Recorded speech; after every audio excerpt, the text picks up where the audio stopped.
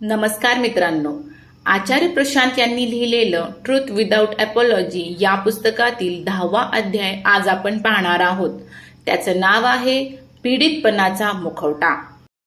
आपल्या आत एक प्रवृत्ती असते, स्वतःला नेहमी पीडित समजण्याची.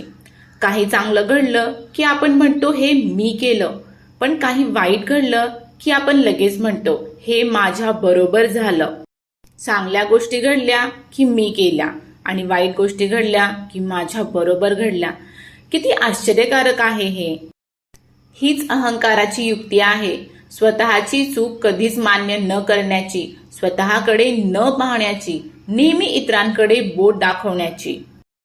अहंकाराला एक गोष्ट फार आवडते, दया मिळवणं. उपाय शोधण्यापेक्षा लोकांची सहानुभूती मिळवणं त्याला सोपं वाटतं. कारण उपाय शोधायचा म्हणजे स्वतःकडे पाहावं लागतं, स्वतःच्या चुका मान्य कराव्या लागतात, स्वतःमध्ये बदल करावा लागतो आणि हे अहंकाराला अजिबात नको असतं.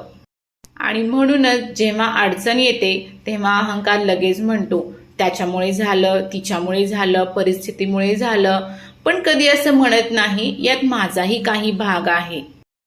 एका मागोमाग एक घटना घडत राहतात आणि प्रत्येक वेळी आपणच पीडित. कधी मित्रांमुळे, कधी नात्यामुळे, कधी घरच्यांमुळे, कधी परिस्थितीमुळे, पण स्वतःमुळे कधीच नाही. ही सवय इतकी पक्की होते की आपण कायम स्वतःला बरोबर समजू लागतो. आपल्याला बरोबर असणं जास्त महत्वाचं वाटतं मुक्त होण्यापेक्षा. आपल्याला दया मिळणं जास्त आवडतं बदलण्यापेक्षा. पण खरी गोष्ट अशी आहे, जोपर्यंत आपण स्वतःला पीडित समजतो तोपर्यंत आपण कधीच बदलत नाही. जोपर्यंत आपण जबाबदारी घेत नाही तोपर्यंत आपलं जीवन बदलत नाही. स्वतःकडे पाहणं कठीण आहे, पण त्यातूनच स्पष्टता येते. आणि स्पष्टता आली की दोषारोप थांबतात, पीडितपण संपतं, बदल सुरू होतो. एक छोटा विचार करून बघा.